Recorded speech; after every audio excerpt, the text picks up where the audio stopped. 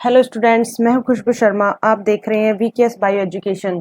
Students, हमारा topic चल रहा था मानव तंत्र, और मानव तंत्र के अंदर हमने पाचन तंत्र, उत्सर्जन तंत्र, श्वसन तंत्र, इसके अलावा हमने रक्त परिसंचरण तंत्र, इनके बारे में पिछले लेक्चर्स के अंदर हमने स्टडी कर लिया है। तो स्टूडेंट्स, आज हमारा टॉपिक है जनन तंत्र, रिप्रोडक्टिव सिस्टम। अब रिप्रोडक्टिव सिस्टम क्या है, हिंदी में इसको बोलते हैं जनन तंत्र। जनन तंत्र क्या है स्टूडेंट? जनन से ही आपको समझ में आ रहा होगा, जनन का मतलब होता है जीव को जन्म देना। जनन की क्रिया होती है जिसके द्वारा क्या होता है, एक प्राणी की मतलब एक प्राणी का जन्म होता है, वही क्या होता है, जनन तंत्र होता है। और यह किस तंत्र के द्वारा होता है, हमारे शरीर में ऐसा कौन से पार्ट हैं और वो पार्ट्स मिलकर एक जनन तंत्र का निर्माण करते हैं, तो उसके बारे में हम डिटेल में आज स्टडी करेंगे। तो देखिए स्टूडेंट्स, मनुष्य एक लिंगी प्राणी है। स्टूडेंट्स, एक लिंगी शब्द का मतलब क्या होता है? एक लिंगी का मतलब होता है कि मनुष्य एक लिंगी है, मतलब मनुष्य की दो प्रजातियां हैं, एक तो होते हैं मादा और एक होते हैं नर। तो मादा जो होती है उसमें मादा जनन अंग होते हैं और नर के अंदर नर जनन अंग होते हैं। कहने का मतलब ये है कि मादा के अंदर नर व मादा दोनों जनन अंग नहीं होते हैं, जबकि नर के अंदर नर जनन अंग और मादा में मादा जनन अंग होते हैं। इसीलिए उनको क्या बोलते हैं, एक लिंगी प्राणी बोलते हैं। मनुष्य में लैंगिक द्विरूपता पाई जाती है। कहने का मतलब है कि लैंगिक द्विरूपता का मतलब क्या होता है, लैंगिक अंग दो रूपों में पाए जाते हैं, मतलब नर जनन अंग और मादा जनन अंग। बिकॉज क्योंकि नर व मादा प्राणी बाह्य आकार की विभिन्नताओं के आधार पर पहचाने जा सकते हैं। स्टूडेंट्स, नर और मादा को हम मोस्टली बाहरी आवरण या फिर बाहरी आकृति इनके आधार पर पहचान सकते हैं। नर के अंदर बाहरी रूप को देखकर हम पहचान सकते हैं, मादाओं के बाहरी रूप को हम देखकर पहचान सकते हैं कि ये नर है या मादा है। ओके, इसके अलावा नर के अंदर जो है वो नर जनन अंग होते हैं और मादा के अंदर मादा जनन अंग होते हैं, और इसीलिए मनुष्य को क्या बोलते हैं, एक लिंगी प्राणी बोलते हैं। मनुष्य में लैंगिक द्विरूपता पाई जाती है। अब देखिए, नर में पाए जाने वाले जनद, स्टूडेंट जनद या गोनेट्स। अब ये गोनेट्स शब्द यहाँ पर आया है तो मैं आपको गोनेट्स बता देती हूँ, जनद किसको बोलते हैं। देखिए, नर में पाए जाने वाले जनद, यानी जनद क्या होता है, एक अंग है, यह युग्मकों का निर्माण करता है। क्या है यह? एक अंग है, एक पार्ट है जो किसका निर्माण करता है, युग्मकों का निर्माण करता है। अब देखिए, युग्मकों का निर्माण कैसे करेगा। सबसे पहले हम देखेंगे नर में पाए जाने वाले गोनेट्स कौन से हैं, वृषण। नर में पाए जाने वाले गोनेट्स या जनद को क्या बोलेंगे, वृषण, और इंग्लिश में बोलते हैं टेस्टिस। इसके अलावा मादा में पाए जाने वाले जनद कौन से हैं, अंडाशय, या बोलेंगे इसको ओवेरी। अब देखिए, गोनेट्स मैंने क्या बताया, युग्मकों का निर्माण करते हैं, तो यह एक क्या है, जनद है, और यह भी एक जनद है। तो टेस्टिस किसका निर्माण करेगा, नर युग्मक का निर्माण करेगा, और ओवेरी किसका निर्माण करेगी, मादा युग्मक का निर्माण करेगी। तो नर युग्मक क्या हो जाएंगे, शुक्राणु, और मादा युग्मक को क्या बोलते हैं, अंडाणु। तो वृषण से किसका निर्माण हुआ, शुक्राणु का, और अंडाशय से किसका निर्माण हुआ, अंडाणु का। यही क्या होता है, जनद होता है। ये क्या होते हैं, जनद होते हैं, गोनेट्स होते हैं, जो शुक्राणु और अंडाणु का निर्माण करते हैं, युग्मकों का निर्माण करते हैं। अब देखिए स्टूडेंट्स, हम इस डायग्राम से इजीली समझ लेंगे। ये है मेल, ये है नर, और ये फीमेल मादा। ओके, अब नर के अंदर हम 9th क्लास में भी पढ़ चुके हैं, 8th में भी पढ़ चुके हैं, गुणसूत्र कौन से पाए जाते हैं, XY पाए जाते हैं। और फीमेल मादा में क्रोमोसोम कौन से होते हैं, XX होते हैं।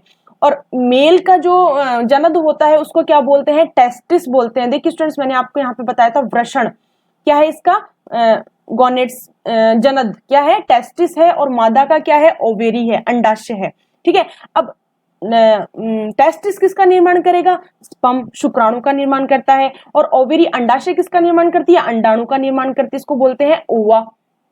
इनके मध्य क्या हुआ, निषेचन हुआ, और उससे किसका निर्माण हुआ, जायगोट का निर्माण हुआ, यानी युग्मनज का निर्माण हुआ। तो स्टूडेंट्स, ये प्रोसेस जिन अंगों के द्वारा हमारे शरीर में होती है, वे सारे अंग मिलकर जिस तंत्र का निर्माण करते हैं उसे ही जनन तंत्र कहते हैं। तो स्टूडेंट, इसकी समरी यही है कि मेल में क्या होते हैं, टेस्टिस, मादा के अंदर होता है ओवेरी, इनमें बनता है स्पर्म, इससे बनता है अंडाणु, और दोनों के द्वारा क्या हो जाता है, निषेचन हो जाता है और किसका निर्माण हो जाता है, युग्मनज का निर्माण हो जाता है और युग्मनज जाइगोट के द्वारा भ्रूण का निर्माण हो जाता है और शिशु का जन्म हो जाता है।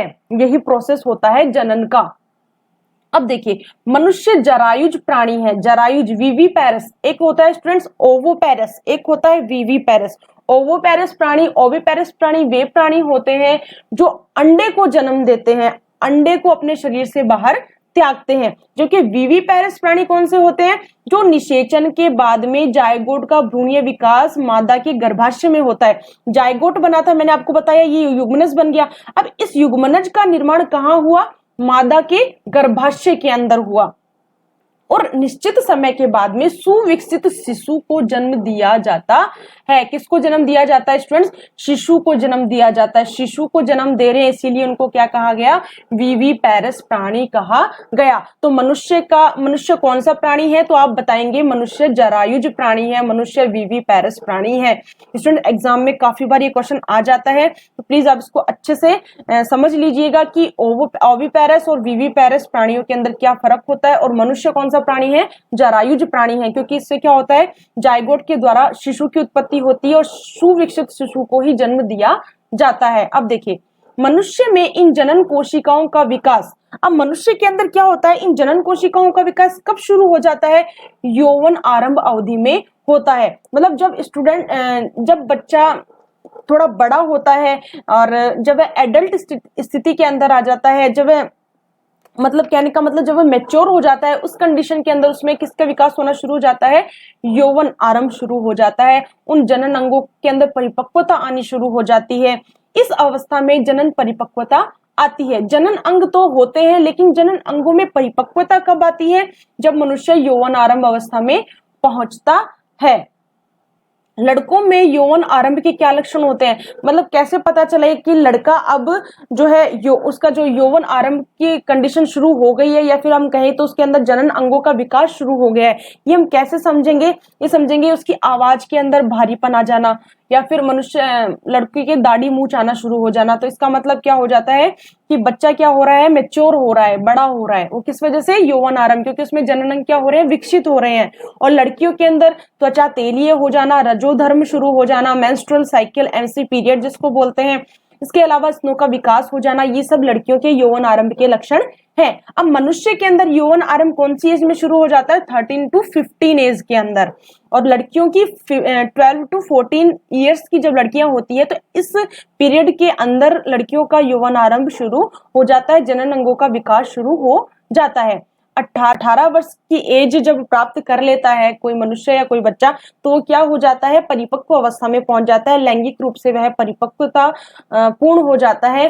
तो 18 से 19 वर्ष की एज के अंदर लैंगिक परिपक्वता पूर्ण हो जाती है। अब हार्मोनों का स्रावण देखिए, जब मनुष्य के अंदर जनन अंगों का विकास शुरू हो जाता है, जब लैंगिक परिपक्वता आ जाती है, तो नर के अंदर जो है उनमें तो टेस्टोस्टेरोन हार्मोन का स्रावण होता है और मादा के अंदर प्रोजेस्टेरोन व एस्ट्रोजन हार्मोन का स्रावण शुरू हो जाता है। और इन हार्मोन्स को क्या बोलते हैं, लिंग हार्मोन कहते हैं। इन हार्मोन्स को क्या कहते हैं, लिंग हार्मोन कहते हैं। अब देखिए नर जनन तंत्र, नर का जो जनन तंत्र है, नर के अंदर जो जनन तंत्र है, मेल्स में जो जनन तंत्र है, वो किन किन अंगों से मिलकर बना हुआ होता है, हम उसके बारे में डिटेल में देखते हैं। देखिए प्राथमिक अंगों से मिलकर बना होता है, इसके अलावा सहायक लैंगिक अंग भी होते हैं जो नर जनन तंत्र का एक पार्ट होते हैं। अब प्राथमिक अंग जो मुख्य अंग है वो कौन सा है, इसमें वृषण, स्टूडेंट मैंने आपको बताया टेस्टिस, वृषण। और सहायक अंग में आ जाएंगे वृषण कोश, अधिवृषण, शुक्रवाहिनी, शुक्राशय, शीशन, प्रोस्टेट ग्रंथि, काउपर ग्रंथि, मूत्रमार्ग, ये सब क्या है, द्वितीयक लैंगिक अंग या सहायक अंग। स्टूडेंट एग्जाम में काफी बार क्वेश्चन आ जाता है नर जनन तंत्र का प्राथमिक अंग कौन सा होता है, तो आपको इनमें से कोई भी ऑप्शन आ जाए लेकिन आपको क्या बताना है, वृषण टेस्टिस क्या होता है, नर जनन अंग का प्राथमिक अंग होता है। अब देखिए हम प्राथमिक अंग जो था वृषण, उसके बारे में डिटेल में देखते हैं। वृषण को क्या बोलते हैं, इंग्लिश में टेस्टिस बोलते हैं। अब देखिए वृषण द्वारा नर युग्मक, मैंने आपको बताया था नर युग्मक क्या था, शुक्राणु, स्पर्म व गैमेट्स का निर्माण होता है। टेस्टिस के द्वारा किसका निर्माण हो रहा था, स्पर्म का निर्माण होता, शुक्राणु, और शुक्राणु क्या है, नर युग्मक है। और हार्मोन्स का स्रावण भी करते हैं। वृषण किसका स्रावण करता है, हार्मोन्स का। और मैंने आपको बताया नर जनन अंग के अंदर, नरों के अंदर मेल्स में कौन सा हार्मोन श्रावण होता है, टेस्टोस्टेरोन नामक हार्मोन श्रावित होता है। ये अंग गोनेड्स कहलाते हैं। और ये अंग क्या कहलाते हैं, वृषण क्या कहलाता है स्टूडेंट्स, मैंने आपको बताया था क्या कहलाएगा, गोनेड्स कहलाएगा, क्योंकि किसका निर्माण कर रहा है, युग्मकों का निर्माण कर रहा है। तो यहाँ पे आ गया ना, ये अंग क्या कहलाते हैं, गोनेड्स कहलाते हैं। मानव में एक जोड़ी वृषण पाए जाते हैं। अब यहाँ एक जोड़ी का मतलब क्या हो गया, मानव में 2 टेस्टिस, 2 वृषण पाए जाते हैं। और ये उदर गुहा के बाहर वृषण कोश में स्थित होते हैं। तो वृषण कहाँ स्थित होते हैं स्टूडेंट्स, वृषण कोश में स्थित होते हैं। वृषण के 2 भाग होते हैं, एक भाग क्या करेगा, शुक्राणु का निर्माण करता है, और दूसरा भाग क्या करेगा, अंतःस्रावी ग्रंथि के रूप में टेस्टोस्टेरोन हार्मोन का श्रावण करता है। अब देखिए मैंने आपको बताया वृषण क्या है, गोनेड है, जनद है। वृषण किसका निर्माण करता है, नरयुग्मक का निर्माण करता है, शुक्राणु का निर्माण करता है। अब इसमें देखिए वृषण के 2 भाग है, एक भाग तो क्या कर देगा, शुक्राणु का निर्माण कर देगा, दूसरा भाग क्या करेगा, अब इसमें अंतःस्रावी ग्रंथि का नाम यहाँ पर आया है। अब अंतःस्रावी ग्रंथि के बारे में हम आगे के लेक्चर्स के अंदर पूरा डिटेल में पढ़ेंगे, कौन कौन सी ग्रंथियां, अंतःस्रावी ग्रंथियां होती है और उनके द्वारा कौन कौन से हार्मोनों का श्रावण होता है, वो हम आगे पढ़ेंगे। यहाँ पर हमें सिर्फ इतना देखना है कि अंतःस्रावी ग्रंथि के रूप में वृषण क्या काम करता है, टेस्टोस्टेरोन हार्मोन का श्रावण करता है, नर हार्मोन का श्रावण करता है। वृषण में स्थित लेडिंग सेल्स इस हार्मोन का श्रावण करती है। स्टूडेंट्स ये चीज आपकी बुक में नहीं है, लेकिन काफी बार एग्जाम में क्वेश्चन आ जाता है कि वृषण के अंदर कौन सी कोशिकाएं हैं, कौन सी सेल्स हैं जो इस हार्मोन टेस्टोस्टेरोन हार्मोन का श्रावण करती हैं। तो आप बताएंगे अंतराली, या फिर इनको बोलते हैं लेडिंग की कोशिकाएं, लेडिंग सेल्स बोलते हैं, ये टेस्टोस्टेरोन हार्मोन का श्रावण करती है। अब देखिए ये तो हमने देखा प्राथमिक लैंगिक अंग। अब हम बात करते हैं द्वितीयक लैंगिक अंग के बारे में। अब द्वितीयक लैंगिक अंग के अंदर सबसे पहले मैंने आपको बताया था अधिवृषण, एपिडिडाइमिस इसको कहते हैं। अब देखिए अधिवृषण शुक्राणुओं को पोषण प्रदान करने का काम करता है। वृषण क्या कर रहा था, शुक्राणुओं का निर्माण कर रहा था, और अधिवृषण क्या करेगा, अधिवृषण शुक्राणुओं को पोषण प्रदान करने का काम करता है तथा शुक्राणुओं को 1 माह तक संग्रहित रख सकता है। शुक्राणुओं को जो है, स्पर्म को 1 माह तक संग्रहित रखने का काम कौन करता है, अधिवृषण करता है। पोषण कौन प्रदान करता है, अधिवृषण प्रदान करता है। यह शुक्राणुओं का परिवहन कर उसे वृषण से शुक्रवाहिनी तक ले जाने के लिए मार्ग प्रदान करता है।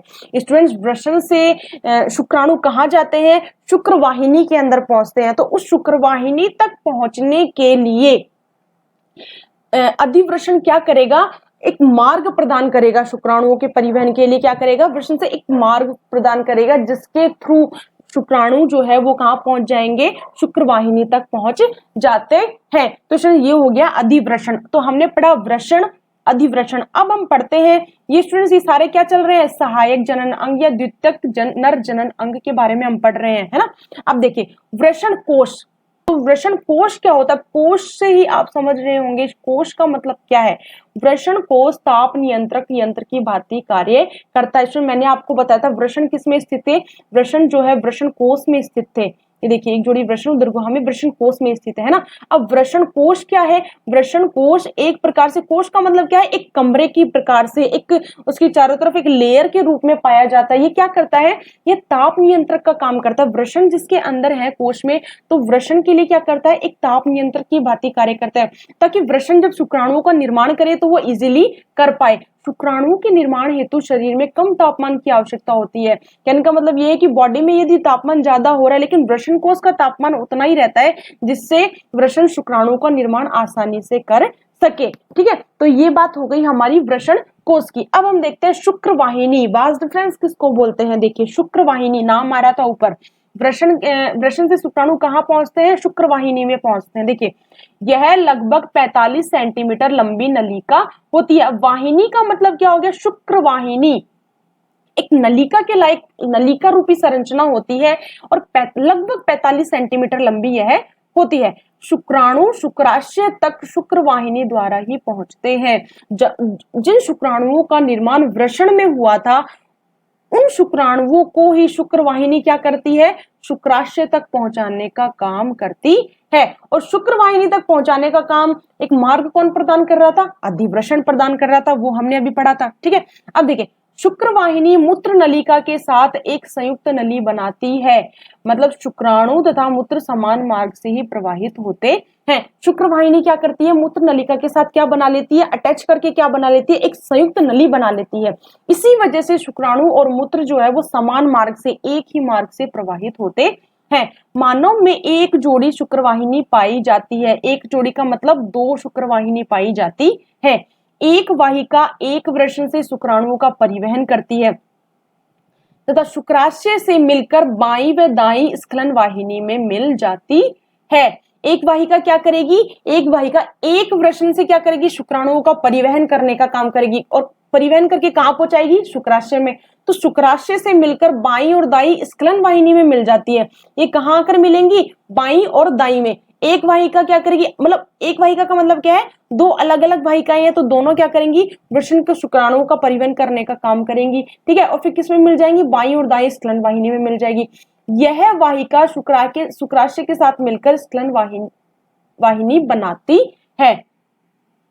यह वाहिका क्या करती है, शुक्राशय के साथ मिलकर स्खलन वाहिनी का निर्माण करती है। कौन, शुक्र वाहिनी। अब स्खलन वाहिनियां क्या करती है, मूत्र मार्ग में आकर खुल जाती है, यूरिथ्रा में आकर खुल जाती है। अब हम बात करते हैं मूत्र मार्ग की। यूरिथ्रा क्या है, मूत्राशय से मूत्र वाहिनी निकलकर स्खलन वाहिनी से मिलकर मूत्र मार्ग बनाती है। यह लगभग 20 सेंटीमीटर लंबी होती है।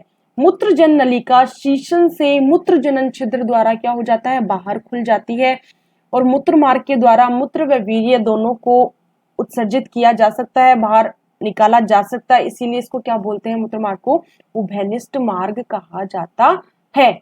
अब देखिए शीशन, पेनिस किसको बोलते हैं, यह वृषण कोश के बीच लटका बेलनाकार अंग है। यह एक मैथुन अंग है। यह मूत्र व वीर्य का उत्सर्जन करता है, उनको उत्सर्जित करता है। तो स्टूडेंट्स ये हमने अभी तक पढ़ा। इसके अंदर एक तो था प्राथमिक या मेन अंग कौन सा, इसके अलावा द्वितीयक लैंगिक अंग के बारे में देखा, प्राथमिक में हमने देखा वृषण के बारे में, द्वितीयक के अंदर हमने देखा अधिवृषण, वृषण कोश, शुक्रवाहिनी, मूत्र मार्ग, शीशन। ओके, तो अब हम देखेंगे मादा जनन तंत्र, फीमेल रिप्रोडक्टिव सिस्टम। देखिए फीमेल में भी जनन तंत्र किससे मिलकर बना हुआ है स्टूडेंट्स, प्राथमिक और द्वितीय लैंगिक अंगों में विभेदित है, प्राथमिक अंग और द्वितीयक अंगों से मिलकर बना हुआ है। अब देखिए मादा नर जनन तंत्र के अंदर प्राथमिक जनन अंग कौन था, उसमें था वृषण, है ना। अब इसमें क्या आ जाएगा, अंडाशय, कितना, एक जोड़ी अंडाशय। और द्वितीयक लैंगिक अंगों में कौन से आ गए, अंडवाहिनी, गर्भाशय, योनि, भग और जनन ग्रंथियां। अब देखिए स्टूडेंट्स प्राथमिक जनन या लैंगिक अंग कौन से हैं, इसमें सबसे पहले हम देखेंगे अंडाशय या ओवेरी के बारे में। मैंने आपको बताया था अंडाशय में किसका निर्माण होता है, ओवा का निर्माण होता है, अंडाणु का निर्माण होता है ना।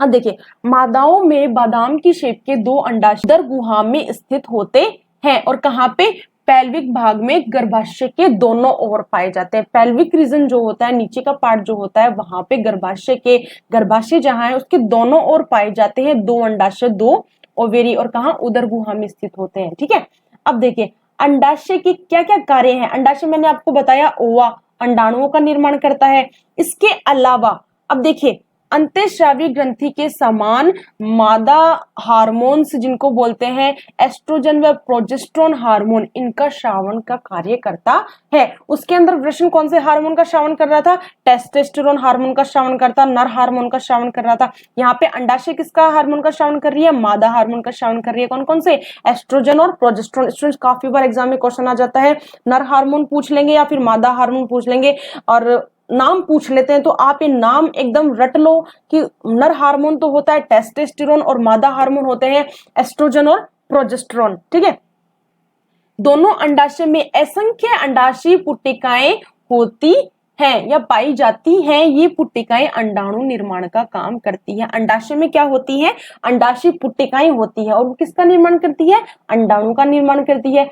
अंडाणु परिपक्व होने के बाद अंडाशय से निकलकर अंडवाहिनी से होकर कहाँ पहुंच जाता है स्टूडेंट्स अंडाणु? गर्भाशय तक पहुंच जाता है, गर्भाशय यूट्रस तक पहुंच जाता है। ठीक है, अंडाशय द्वारा स्रावित होने वाले हार्मोन स्त्रियों में होने वाले लैंगिक परिवर्तन व अंडाणु निर्माण में सहायक होते हैं। अंडाशय के द्वारा स्टूडेंट्स कौन कौन से हार्मोन स्रावन हो रहे थे?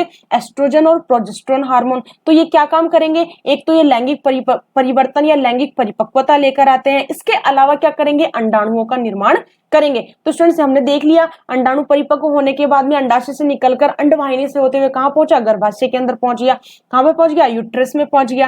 अब देखिए ये तो हमने देख लिया क्या? अंडाणु के बारे में, प्राथमिक लैंगिक जनन अंग के बारे में देखा मादाओं के अंदर। अब हम देखते हैं इसके सहायक या द्वितीयक लैंगिक अंग कौन कौन से हैं। तो यहाँ पर ऊपर नाम आ रहा था अंडवाहिनी के थ्रू कहां पहुंचा था? गर्भाशय में पहुंचा था अंडाणु। तो ये अंडवाहिनी क्या होती है? देखिए लगभग 12 सेंटीमीटर लंबी कुंडलित नलिका का रंग है। कैसी है? नलिकाकार आकृति है, जो गर्भाशय के दोनों ओर स्थित होती है। इसे गर्भाशय नलिका भी कहते हैं। स्टूडेंट्स एग्जाम में अगर क्वेश्चन आ जाए या घुमा के पूछ ले आपसे कि गर्भाशय नलिका क्या है, कहाँ स्थित होती है और कितनी होती है, तो आप बताएंगे कहाँ स्थित होती है गर्भाशय नलिका या अंडवाहिनी क्या कहाँ स्थित होती है? गर्भाशय के दोनों ओर स्थित होती है। अंडवाहिनी की नलियां अंडाणुओं को कहाँ पहुंचाती है? अंडाशय से गर्भाशय तक लाने का काम करती है। अंडाशय से गर्भाशय तक अंडाणुओं को पहुंचाने का काम कौन करती है? अंडवाहिनी करती है। तो ये क्या है? गर्भाशय तक पहुंचाने का काम करती है और निषेचन क्रिया में सहायक होती है। अंडवाहिनी का अंतिम सिरा गर्भाशय में खुलता है, यूट्रस में खुलता है। अब देखते हैं यूट्रस क्या है, गर्भाशय क्या है। यह उदर गुहा में स्थित होता है और कहाँ? नीचे की तरफ स्थित होता है। मूत्र थैली व मलाशय के मध्य स्थित एक खोखला मांसल भाग होता है। यहाँ दोनों अंडवाहिका संयुक्त होकर एक थैलीनुमा संरचना का निर्माण कर लेती है, एक बैग लाइक स्ट्रक्चर का निर्माण कर लेती है। ओके, तो गर्भाशय ग्रीवा द्वारा योनि में खुलता है। गर्भाशय किसके अंदर खुलता है? योनि के अंदर, वेजाइना के अंदर आकर खुलता है। गर्भाशय में शुक्राणु द्वारा निषेचित अंड स्थापित होकर भ्रूण का विकास होता है। भ्रूण का विकास कहाँ होता है स्टूडेंट्स? हमें पता है गर्भाशय के अंदर होता है, यूट्रस में होता है। और कैसे होता है? शुक्राणु के द्वारा निषेचित हुआ अंड कहाँ पहुंचता है? गर्भाशय में पहुंचता है और वहां पर किसका निर्माण हो जाता है? भ्रूण बन जाता है ना, एम्ब्रियो का निर्माण होता है। अब देखिए हमारे गर्भाशय के अंदर एक ऐसा पार्ट होता है, उसको बोलते हैं प्लेसेंटा। और वो प्लेसेंटा एक थैलीनुमा एक स्ट्रक्चर होती है जो भ्रूण के चारों ओर पाई जाती है। और यह प्लेसेंटा जो है, देखिए यह भी गर्भाशय में ही होती है। ये मादा और भ्रूण के मध्य एक कड़ी की भांति कार्य करती है। प्लेसेंटा क्या करती है कि माता और उसके पेट में जो बच्चा है उन दोनों के मध्य एक जो है कड़ी की भांति कार्य करती है। मतलब कि भ्रूण को पोषण प्रदान करने का काम करती है, भ्रूण की सुरक्षा करती है। मतलब माता जो कुछ भी खाएगी, जो कुछ भी पिएगी, उसका जो पोषण है, उसके जो अच्छे अच्छे पदार्थ हैं जो उस भ्रूण को चाहिए, भ्रूण की ग्रोथ के लिए आवश्यक है, वो सब भ्रूण तक पहुंचाने का काम कौन करती है स्टूडेंट्स? वो सब पहुंचाने का काम प्लेसेंटा करती है। कौन करती है स्टूडेंट्स? प्लेसेंटा करती है। ठीक है, तो आई थिंक आपको समझ में आ गया होगा प्लेसेंटा क्या है। भ्रूण के चारों ओर पाई जाती है, थैलीनुमा संरचना पाई जाती है। ओके, और उसके बाद में क्या होता है? डिलीवरी के थ्रू जब भ्रूण शरीर से बाहर निकलता है तो प्लेसेंटा भी आउट हो जाती है। ओके, अब देखिए योनि वेजाइना क्या है? 8 से 10 सेंटीमीटर लंबी नाल मूत्राशय व गर्भाशय के मध्य स्थित होती है। ठीक है, यह अंग स्त्रियों में रजोधर्म स्त्राव व प्रसव के मार्ग का भी कार्य करती है। मेंस्ट्रुअल साइकिल के दौरान जो ब्लड फ्लो होता है वो कौन से पार्ट के थ्रू होता है? वेजाइना के थ्रू होता है। वेजाइना में लैक्टोबैसिलस जीवाणु पाए जाते हैं। एग्जाम में काफी बार क्वेश्चन आ जाता है कि इस मादा जनन तंत्र में वेजाइना में कौन से जीवाणु पाए जाते हैं? आप बताएंगे लैक्टोबैसिलस जीवाणु पाए जाते हैं। यह भाग लैक्टिक अम्ल व कार्बनिक अम्ल के कारण अम्लीय होता है। अब देखिए भग या वल्वा क्या होता है? मादाओं में सभी बाह्य जननांगों को, बाह्य जननांग जितने भी हैं उनको सम्मिलित रूप से भग या वल्वा कहा जाता है। इसमें कौन कौन से आ जाते हैं? मॉन्स प्यूबिस आ जाता है, लेबिया मेजोरा आ जाता है, लेबिया माइनोरा पार्ट इसमें सम्मिलित है, इसके अलावा क्लिटोरिस इसमें सम्मिलित है, इसके अलावा वेस्टिब्यूल इसके अंदर सम्मिलित है। तो ये सारे पार्ट क्या है? बाह्य जननांग है और इन सबको क्या बोलते हैं मिलकर? भग या वल्वा कहा जाता है। अब देखिए मादा जनन तंत्र में ग्रंथियां भी पाई जाती है। अभी कौन कौन सी ग्रंथि है? जनन ग्रंथि बोलेंगे, जिसमें आएगी बार्थोलिन की ग्रंथियां या बृहद प्रगाढ़ ग्रंथियां कहते हैं। किसमें पाई जाती है? मादा में। स्टूडेंट एग्जाम में क्वेश्चन आ जाता है मादा जनन अंग में पाई जाने वाली जनन ग्रंथियां कौन कौन सी है, तो आपको 4 ऑप्शन दे देंगे, तो उसमें से बार्थोलिन ग्रंथि जो है वो मादा जनन अंग की ग्रंथि है। यह ग्रंथियां लैंगिक व्यवहार को सुगम बनाने का काम करती है। तो स्टूडेंट्स ये हमने पढ़ लिया किसके बारे में? मादा जनन अंग के बारे में हमने स्टडी किया। मादा जनन अंग के अंदर भी हमने प्राथमिक लैंगिक जनन अंग पढ़ा। कौन सा था? अंडाशय था, अंडाणु उसके अंदर उसका निर्माण होता है। फिर हमने द्वितीयक लैंगिक अंग के बारे में देखा, अंडवाहिनी, गर्भाशय, योनि, वेजाइना, वल्वा, इसके अलावा जनन ग्रंथियां, इन सबसे मिलकर क्या बन जाता है? मादा जनन तंत्र का निर्माण होता है, जो हमारी बॉडी में प्रॉपर रूप से कार्य करता है। अब देखिए स्टूडेंट्स, मनुष्य में प्रजनन की अवस्थाएं, मतलब मनुष्य के अंदर जब जनन होता है तो वो कैसे होता है, किस प्रकार से भ्रूण का निर्माण होता है, वो सब हम देखते हैं। लास्ट में एक समरी जो है वो इस चैप्टर की मैं आपको बताती हूँ। देखिए सबसे पहले हम देखेंगे युग्मक जनन। अब देखिए स्टूडेंट्स, मैंने आपको शुरू के अंदर ही बता दिया था जनन क्या है, गॉनेट्स क्या है, वृषण और अंडाशय, ठीक है। इनके द्वारा किसका निर्माण होता है? नर युग्मक और मादा युग्मक का। इनके दोनों के निषेचन के द्वारा किसका निर्माण होता है? युग्मक का निर्माण हो रहा था। तो स्टूडेंट्स, निषेचन के द्वारा युग्मक निर्माण की प्रोसेस ही क्या कहलाती है? युग्मक जनन कहलाती है। अब देखिए, वृषण व अंडाशय में अगुणित युग्मकों का निर्माण क्या कहलाएगा? युग्मक जनन कहलाएगा। वृषण के अंदर तो शुक्राणु का निर्माण और अंडाशय में अंडाणु का निर्माण, तो ये प्रोसेस तो कहलाएगी शुक्र जनन प्रोसेस, और अंडाणु का निर्माण कहलाएगी अंड जनन प्रोसेस कहलाती है। कहने का मतलब है कि वृषण और अंडाशय इन दोनों के अंदर युग्मकों का निर्माण होता है, ये प्रोसेस तो कहलाएगी युग्मक जनन। फिर वृषण में शुक्राणु का निर्माण होगा, वो कहलाएगा शुक्र जनन। अंडाशय में अंडाणु का निर्माण होगा, वो कहलाएगा अंड जनन। देखिए स्टूडेंट्स, ये हम डायग्राम से समझ सकते हैं, ये है नर, ये है मादा। नर में कौन सा है जनन? गॉनेट कौन सा है? वृषण, और मादा में है अंडाशय। नर में बनते हैं शुक्राणु नर युग्मक, और मादा में बनते हैं अंडाणु मादा युग्मक। इनके मध्य निषेचन हुआ, उससे क्या बन गया? जाइगोट बन गया, युग्मनज हो गया। तो ये प्रोसेस क्या कहलाया? युग्मक जनन कहलाता है। और यहाँ पे इन दोनों के मध्य आपस में निषेचन की प्रोसेस हुई, ठीक है। अब देखिए निषेचन क्या था? मैथुन के द्वारा शुक्राणु व अंडाणु क्या आते हैं? आपस में संपर्क में आते हैं। ये देखिए शुक्राणु और अंडाणु ये दोनों क्या होते हैं? मैथुन के थ्रू क्या होते हैं? आपस में एक दूसरे के संपर्क में आते हैं, जिससे किसका निर्माण हो जाता है? जाइगोट का निर्माण हो जाता है। और यही प्रोसेस क्या कहलाती है स्टूडेंट्स? यही प्रोसेस कहलाती है निषेचन। इसी को ही कहते हैं निषेचन। अब देखिए विदलन व भ्रूण का रोपण। अब जब जाइगोट का निर्माण हो गया है स्टूडेंट्स, ठीक है, अब जाइगोट क्या होता है? एक कोशिकीय अवस्था होती है, एक सेल लाइक स्ट्रक्चर होती है, ठीक है। अब उस एक कोशिकीय अवस्था में क्या होता है? विभाजन होता है, समसूत्री विभाजन होता है, ठीक है। अब युग्मनज में समसूत्री विभाजन के द्वारा किसका निर्माण हो गया? ब्लास्टुला का निर्माण हो जाता है। ये देखिए स्टूडेंट्स, ये ब्लास्टुला का निर्माण हुआ, ठीक है। ये एक कोशिका कितनी कोशिकाओं के अंदर बढ़ जाती है? ये देखिए शुरू के अंदर, जब हम आगे और मेरे आगे के लेक्चर्स जब आप देखोगे तो मैं आपको बताऊंगी कि किस प्रकार से 8 कोशिकीय कोरक का निर्माण होता है, फिर ब्लास्टुला का निर्माण होता है, फिर गैस्टुला का निर्माण होता है। गैस्टुला के प्रत्येक भाग के द्वारा जो है प्रत्येक 3 लेयर का निर्माण होता है। मनुष्य शरीर में होता है एक्सोडर्म, मेसोडर्म और एंडोडर्म का निर्माण होता है ना। और फिर उन प्रत्येक लेयर के द्वारा हमारी बॉडी के प्रत्येक अलग अलग पार्ट का निर्माण होता है। तो ये सब जब मैं आपको पूरा डिटेल में पढ़ाऊंगी, भ्रूण वाला जो आगे हम पढ़ेंगे, डेवलपमेंट बायोलॉजी जब हम पढ़ेंगे तो उसके अंदर हम इसके बारे में पूरा डिटेल में देखेंगे। तो यहाँ पर तो सिर्फ हमको इतना ही देखना है कि समसूत्री विभाजन के द्वारा क्या होता है? एक कोशिकाएं समसूत्री विभाजन के द्वारा कई कोशिकाओं में डिवाइड हो जाती है, उसको क्या बोलते हैं?